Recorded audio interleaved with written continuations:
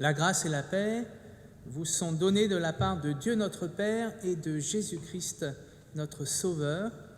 Le Seigneur nous appelle, le Seigneur nous rassemble, le Seigneur nous unit, il est présent parmi nous. Père, nous te remercions pour ce jour et cette heure mis à part dans notre vie. Voici un temps de paix, d'écoute et de louange, un temps où par ton esprit nous apprenons à vivre en communion avec Jésus-Christ. Amen. Ce matin, c'est un culte un peu spécial que j'ai intitulé « Le culte pour les débutants ». Je ne sais pas s'il y a beaucoup de débutants, quelqu'un qui ne connaîtrait rien au culte. Voilà, je vais essayer de l'expliquer. Voilà. Et j'ai pensé aux enfants, il y a quelques enfants, pour essayer de traduire nos mots, vous savez, nos mots habituels très compliqués. Alors voilà, il y a une petite fille qui me dit bonjour, je lui dis bonjour. Ben voilà, notre première partie du culte, c'est l'accueil, c'est un moment où Dieu nous dit bonjour, où nous disons bonjour à Dieu, où Dieu nous accueille et où nous accueillons Dieu. Quand on va chez des gens, la première chose qu'on fait, c'est qu'on s'accueille, on se dit bonjour, on est content de se voir. Voilà ce temps d'accueil que nous sommes en train de vivre.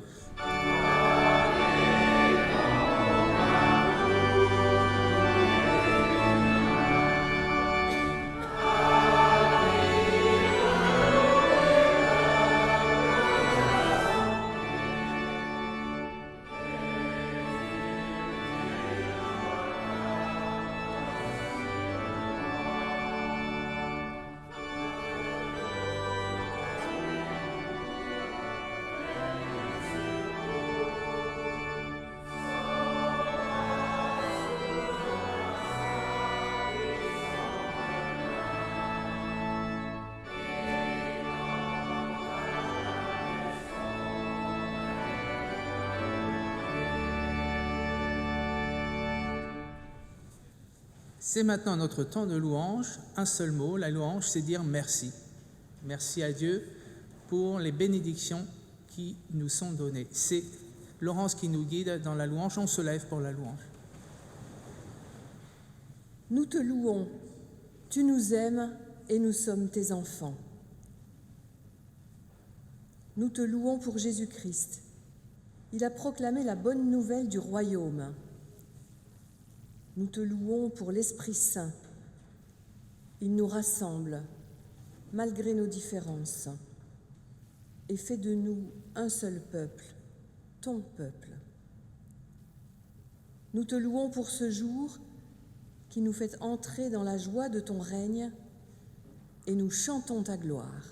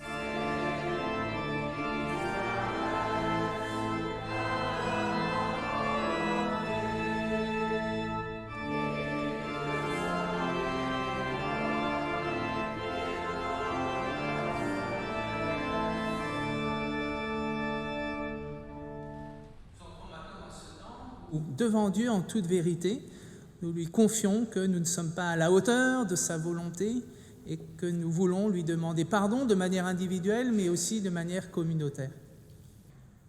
Assurés de l'amour de Dieu en Jésus-Christ, reconnaissons notre péché.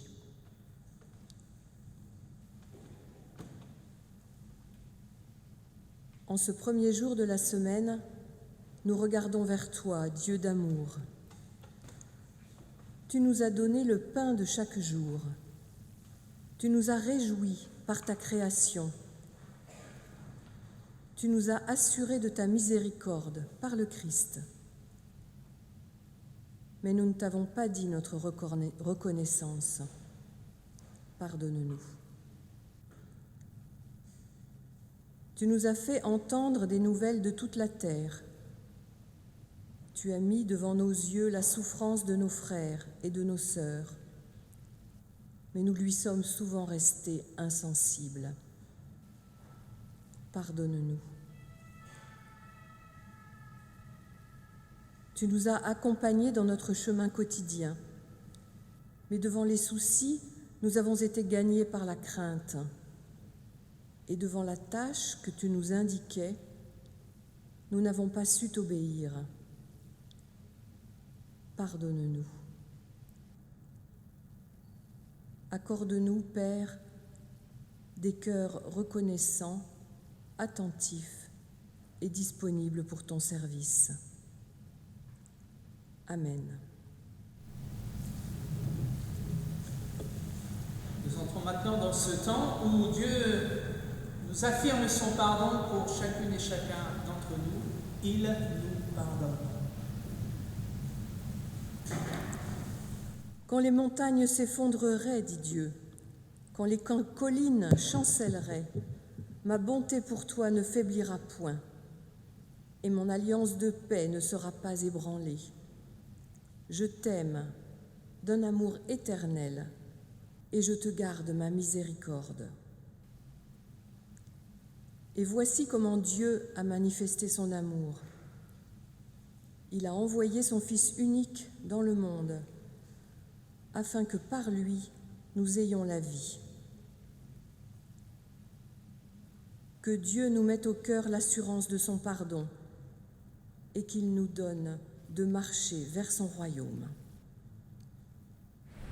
Le pardon de Dieu nous a relevés et nous pouvons libérer, pardonner, entendre sa volonté pour nos vies. C'est ce qu'on appelle la volonté de Dieu. Pardonner et libérer. Écoutons ce que Dieu veut pour nous et nous donne la force de faire. Vous avez été appelés à être libres.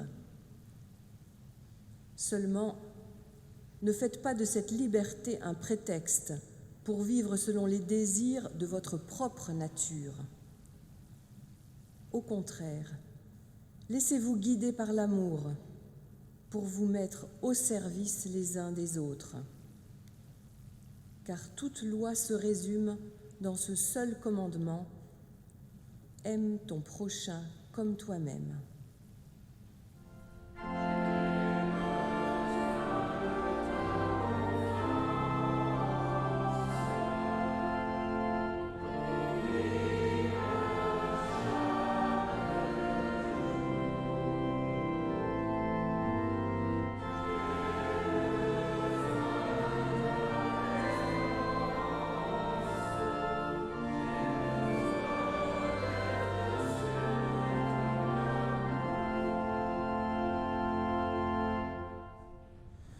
Nous arrivons dans un temps très important de ce culte, souvent sous-estimé, qui est la prière dite d'illumination.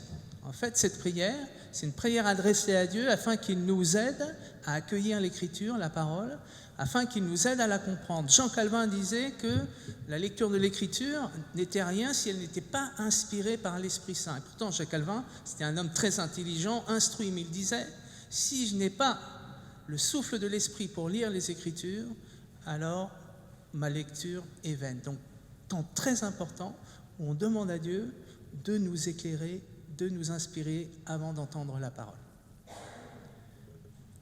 Père, ta parole est pour nous ferment du royaume et germe d'espérance. que par ton esprit nous la recevions avec simplicité et avec joie.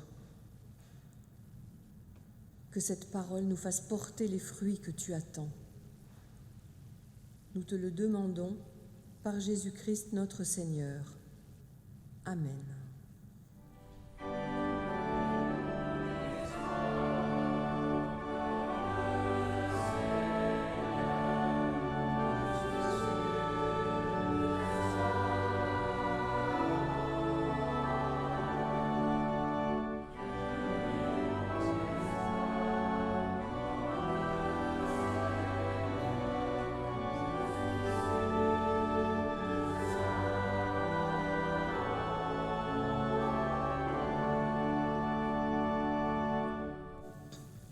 C'est une journée de catéchèse aujourd'hui et la plupart des groupes étudient le prophète Élie. Et donc je me suis dit que ce serait une bonne idée qu'on puisse ensemble ce matin étudier le même texte qu'étudient les enfants et les adolescents. Je vous propose donc de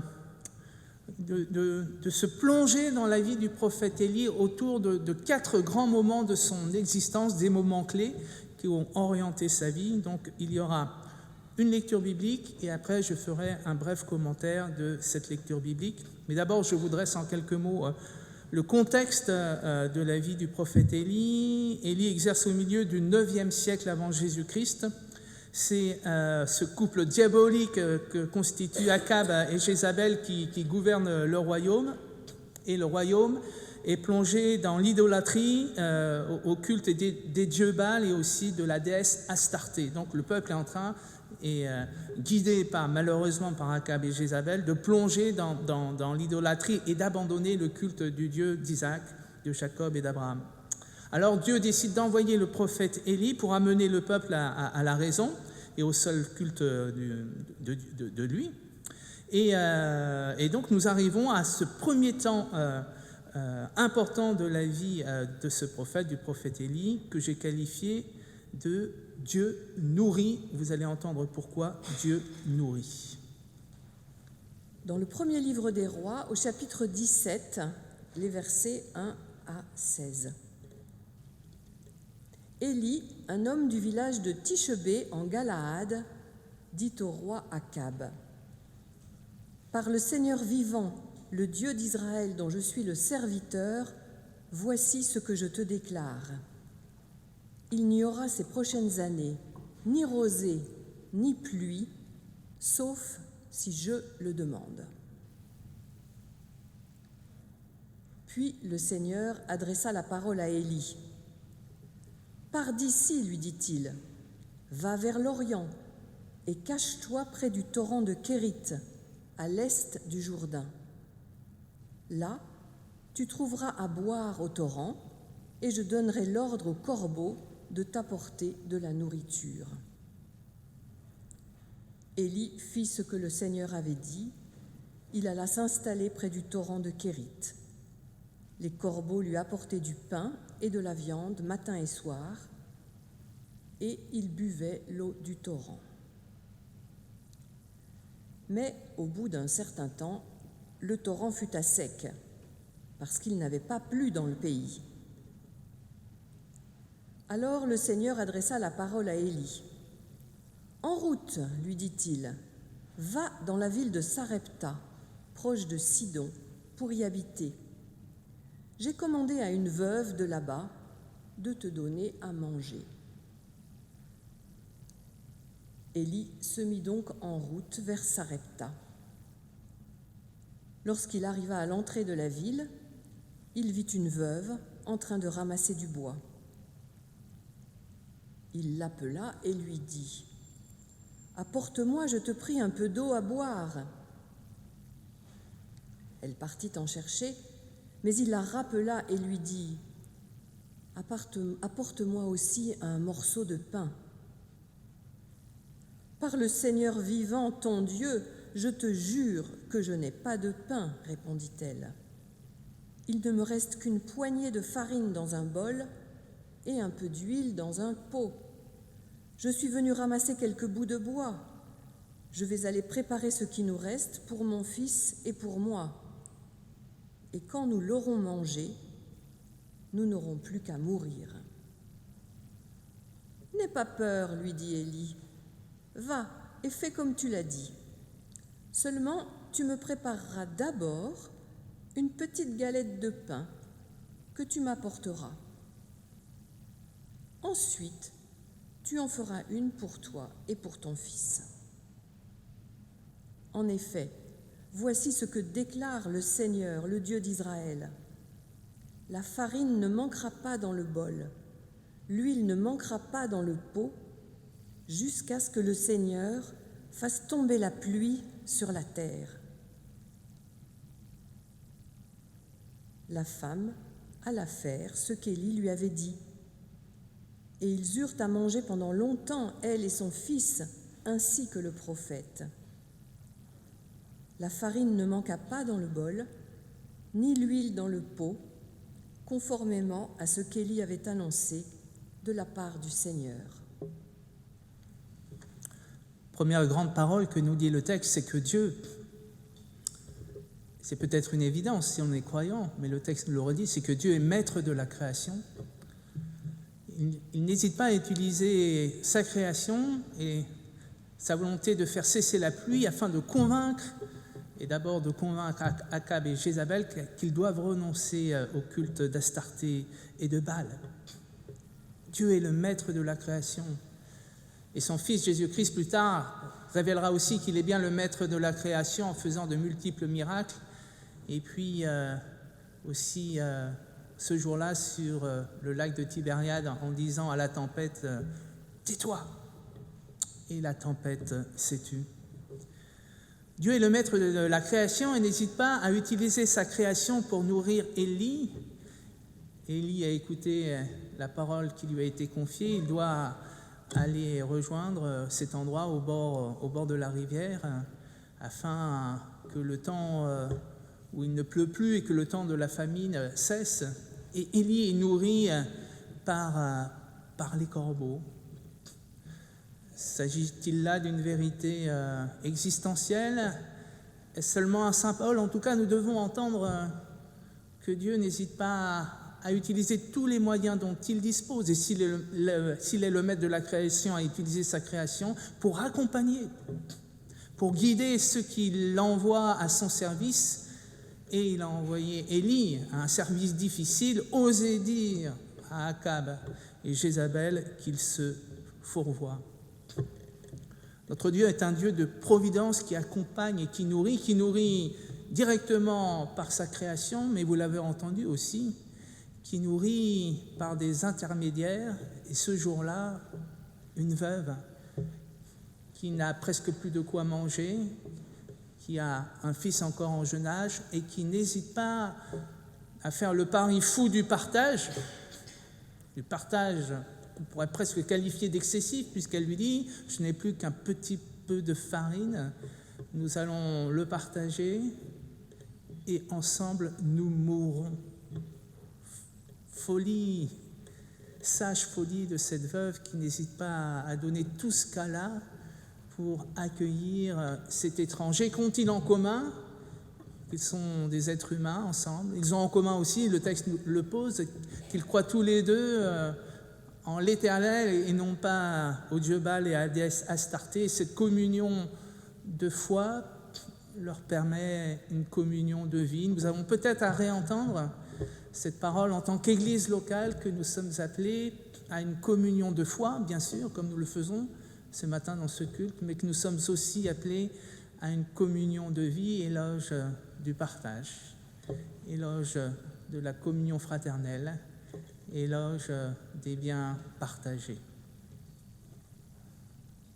Ce deuxième passage, Hervé l'a appelé « la tentation du mal ». Et il est toujours dans le premier livre des Rois, au chapitre 18, les versets 36 à 40. À l'heure où l'on présente à Dieu le sacrifice de l'après-midi, le prophète Élie s'approcha de l'autel et dit « Seigneur, Dieu d'Abraham, d'Isaac et de Jacob, montre aujourd'hui que tu es le Dieu d'Israël, que je suis ton serviteur et que c'est sur ton ordre que j'ai fait tout cela. Réponds-moi, Seigneur, réponds-moi, afin que ces gens sachent que c'est toi, Seigneur, qui es le vrai Dieu, et tu les ramèneras ainsi à leur fidélité d'autrefois. Le Seigneur fit alors descendre du feu qui brûla le sacrifice, le bois, les pierres et la poussière, et qui fit évaporer l'eau du fossé. Lorsque les Israélites virent cela, ils s'inclinèrent tous jusqu'à terre.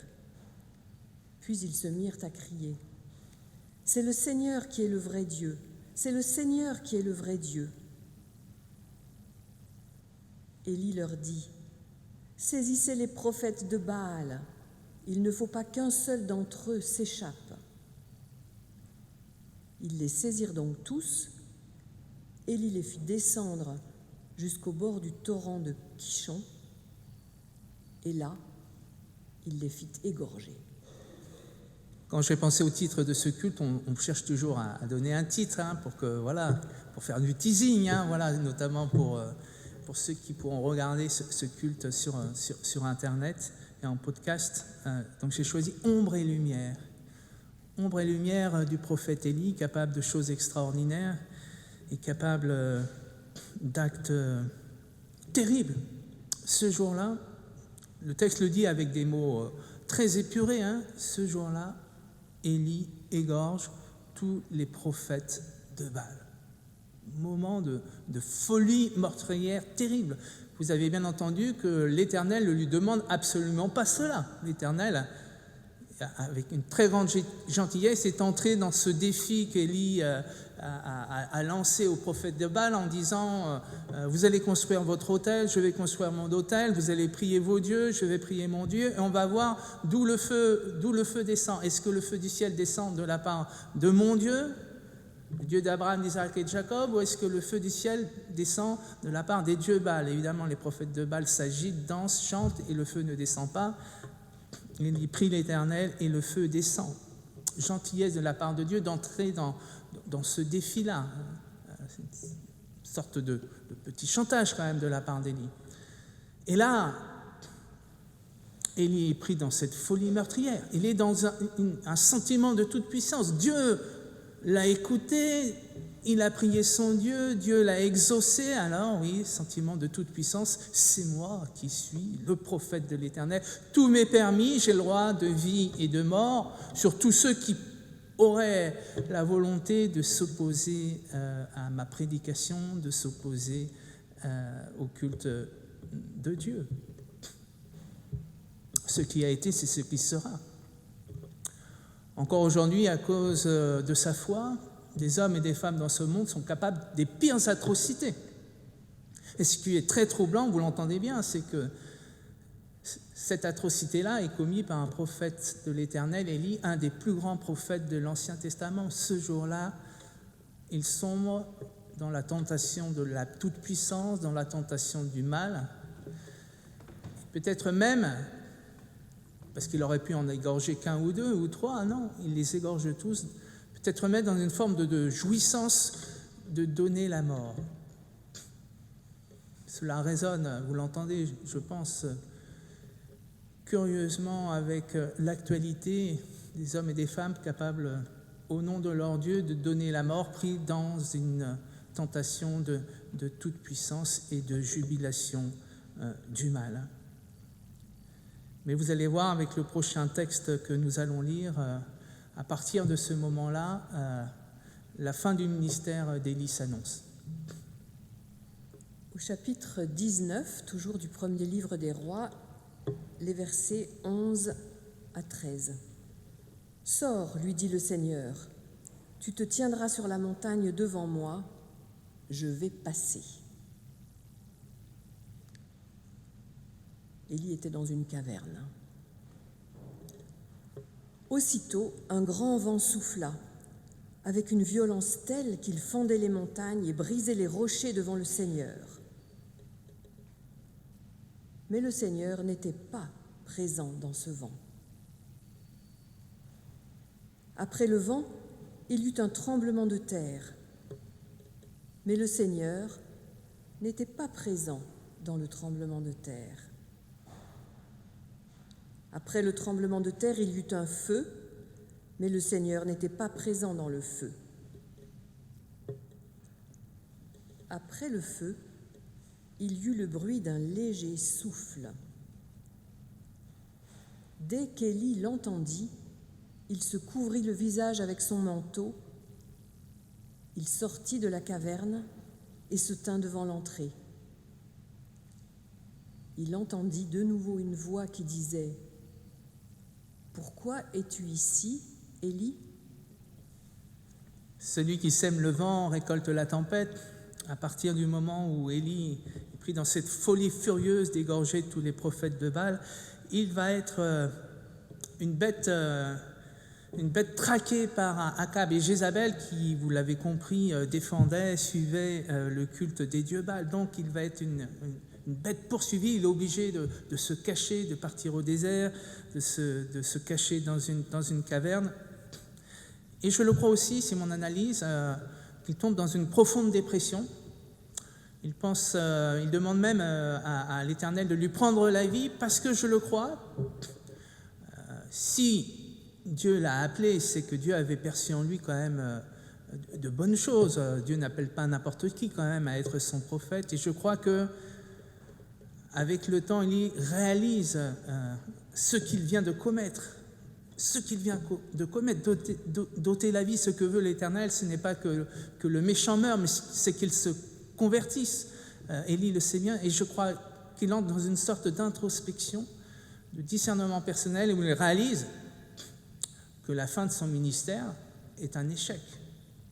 Quoi de plus terrible pour un prophète, pour un envoyé de Dieu, de réaliser que la fin de son service est un échec. Il en est là. Et alors, ce qui est beau, c'est que Dieu vient le chercher. C'est que Dieu vient le chercher. Et il vient le chercher non pas dans la toute-puissance dans laquelle était entré Élie, il vient le chercher dans la légèreté. Il vient le chercher dans la tendresse. Il vient le chercher dans ce soupir, dans ce subtil soupir de vent. Et pour que Dieu entende ce soupir, pour qu'Élie entende ce soupir, il faut qu'il fasse silence. Parce que pour entendre ce soupir, il ne faut pas faire de bruit, il faut être silencieux. Éloge du silence dans notre monde trop bruyant, où nous sommes accablés de bruit et de fureur. Sachons retrouver dans nos vies ces temps de silence précieux, au cœur desquels Dieu va pouvoir nous parler. Je crois que Dieu véritablement nous parle quand notre cœur est apaisé, quand nous faisons silence, et ce n'est pas un hasard si toutes les communautés de prière, qu'elles soient catholiques, protestantes, orthodoxes, choisissent de se retirer du monde, au cœur de la création, pour entendre la parole de Dieu, parce que cette parole, pour la recevoir, appelle le silence de la création et le silence de nos cœurs.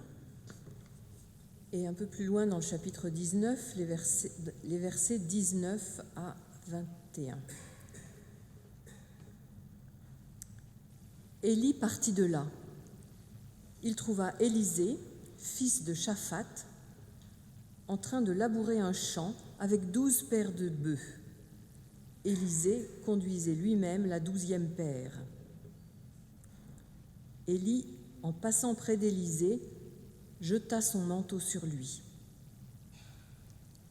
Alors Élisée abandonna ses bêtes et courut dire à Élie : « Laisse-moi aller embrasser mon père et ma mère, après quoi je te suivrai. »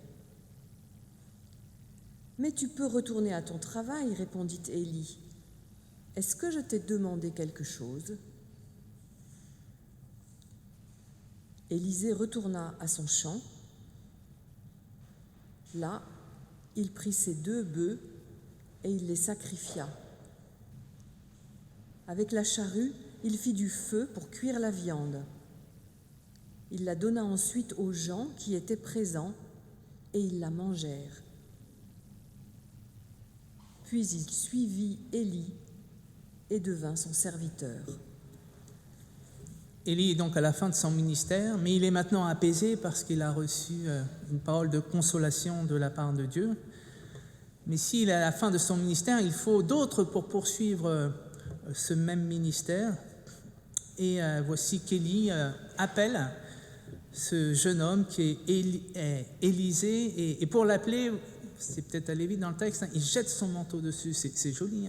Le manteau, c'est ce qui fait d'une certaine manière, aussi notre identité, ce que l'on est. Donc de jeter son manteau sur Élisée, c'est une manière pour Élie de lui dire je te donne ma force, je te donne mon expérience, et puis aussi, bien évidemment, je t'appelle. Et ce qui est beau aussi, c'est que Élie ne se contente pas d'appeler Élisée, mais il va prendre du temps avec lui. Le texte nous dit qu'Élisée se met au service d'Élie. Il y a donc un temps de compagnonnage, un temps de formation, un temps de tuilage. C'est cela aussi l'appel dans nos églises. Il faut nous savoir appeler, mais il faut aussi savoir accompagner ceux que l'on appelle. Ce texte résonne avec le culte de dimanche prochain, où nous aurons la joie de reconnaître le ministère de prédicateur et de reconnaître le ministère de catéchète. Notre Église a discerné des prédicateurs, notre Église a discerné des catéchètes, et ils vont recevoir la bénédiction de la part de Dieu, et ils vont recevoir notre bénédiction à nous. Nous pouvons nous réjouir de cela, que quand certains ministres arrivent à la fin de leur ministère, quand je dis ministre, c'est serviteur, qu'ils soient catéchètes, qu'ils soient prédicateurs, qu'ils soient diacres, etc., d'autres peuvent et doivent prendre la relève.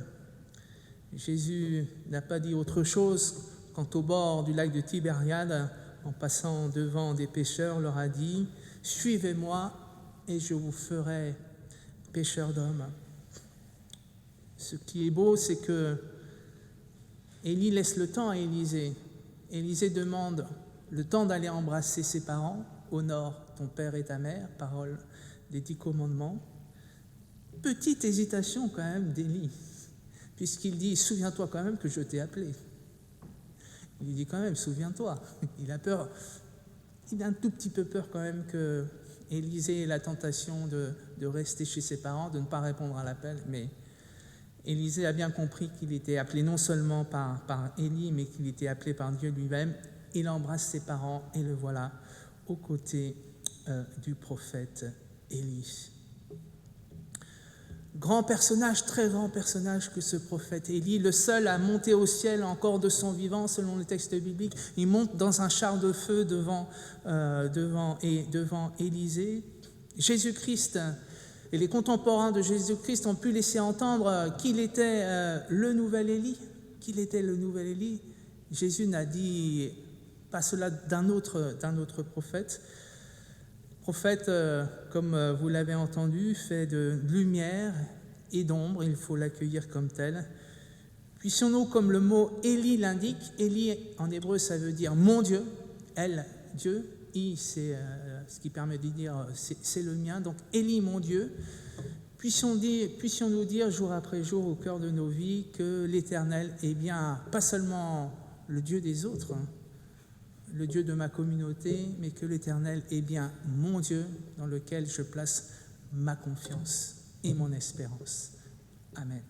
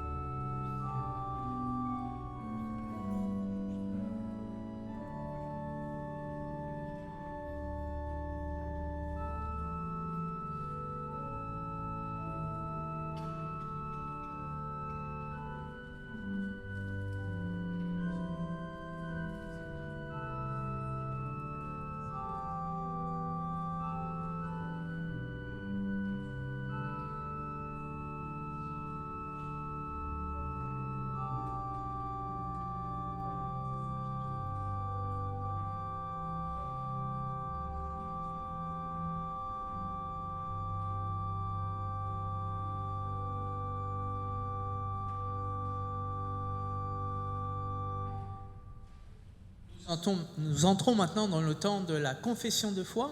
En fait, c'est juste ce temps-là de dire ce que je crois moi, mais aussi ce que croit l'Église. Alors il y a de multiples manières de dire sa foi, de multiples confessions de foi. Et ce matin, nous avons choisi d'en choisir une célèbre, c'est le symbole des apôtres, une des plus anciennes, sinon la plus ancienne confession de foi, qui est commune à toutes les églises chrétiennes. Nous nous levons pour dire ensemble, si vous le souhaitez, cette confession de foi. Je crois en Dieu, le Père Tout-Puissant, Créateur du ciel et de la terre. Je crois en Jésus-Christ, son Fils unique, notre Seigneur, qui a été conçu du Saint-Esprit et qui est né de la Vierge Marie. Il a souffert sous Ponce Pilate, il a été crucifié, il est mort, il a été enseveli, il est descendu aux enfers. Le troisième jour, il est ressuscité des morts, il est monté au ciel, il siège à la droite de Dieu, le Père Tout-Puissant. Il viendra de là pour juger les vivants et les morts. Je crois en l'Esprit Saint, je crois la Sainte Église universelle, la communion des saints, la rémission des péchés, la résurrection de la chair et la vie éternelle. Amen.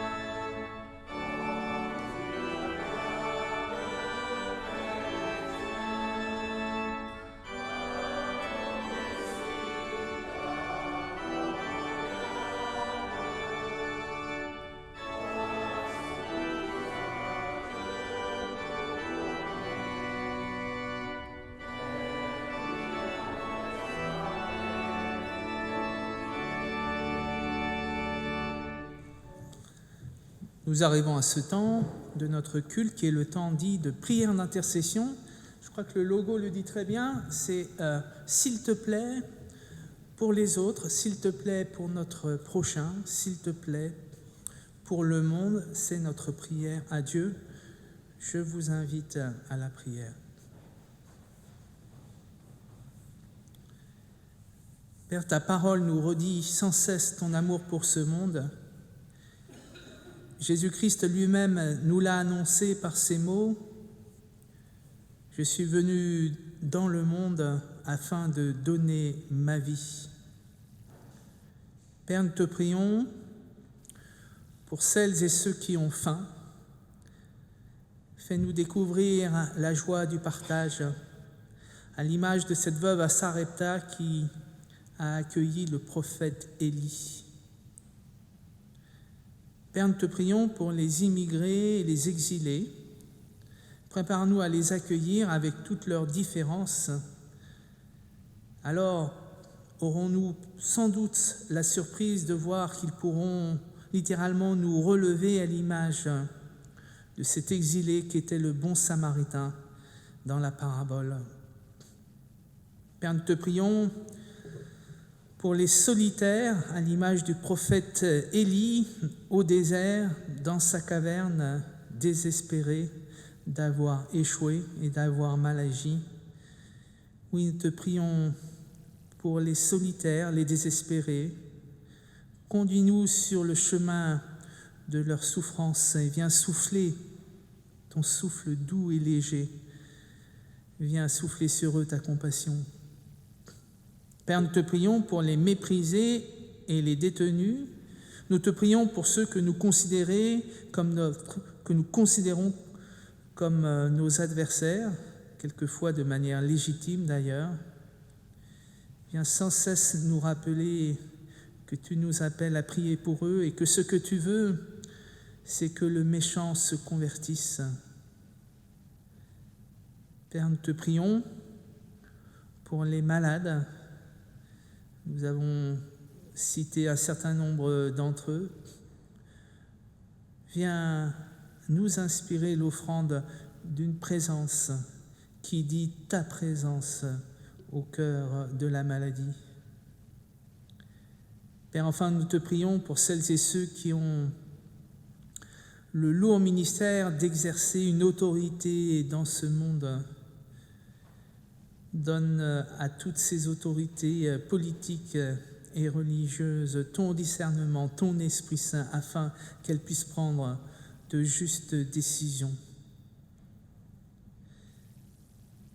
Père, nous te confions et nous te prions pour tous ceux qui répondent à ton appel dans la diversité des ministères que propose ton Église universelle. Bénis ses serviteurs, bénis ses ministres, Seigneur, et donne-leur beaucoup de joie dans leurs ministères respectifs. Père, nous te remettons ton Église universelle.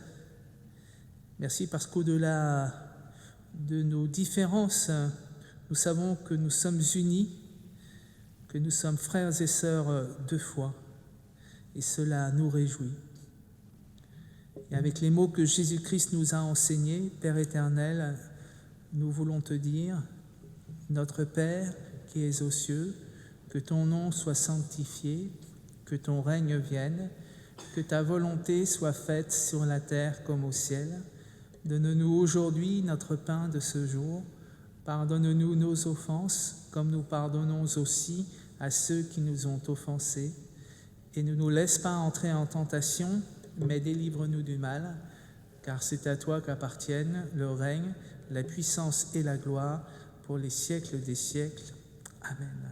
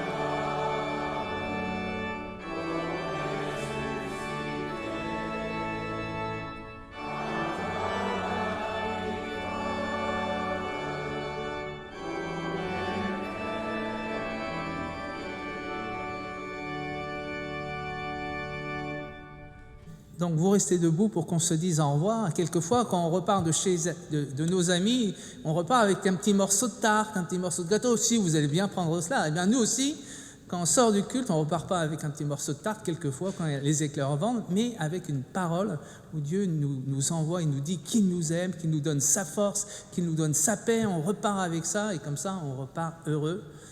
Donc recevez cette parole d'envoi.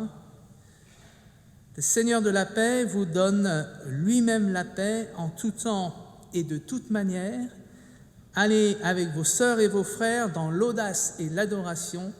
La joie de Dieu sera votre force. Amen. Et nous chantons le dernier répond.